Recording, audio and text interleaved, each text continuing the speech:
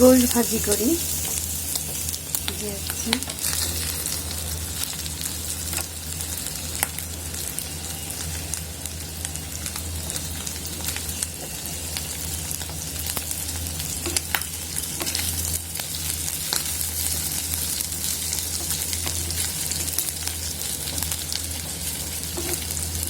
মাংসগুলোকে ছোট ছোট করে কেটে, আলু ছোট ছোট করে কেটে, তারপরে এটাকে রান্না করে তারপরে ছোট ছোট করে ভাজি করে ফেলবো। একদম একদম পুরা পুরা করে ভাজি করে ফেলবো।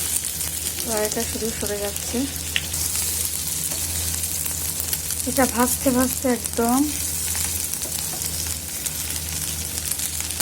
একদম এরকম লাল হয়ে যাবে। এই মাংসটার ভিতর একদম ভাজি যাচ্ছে হোক।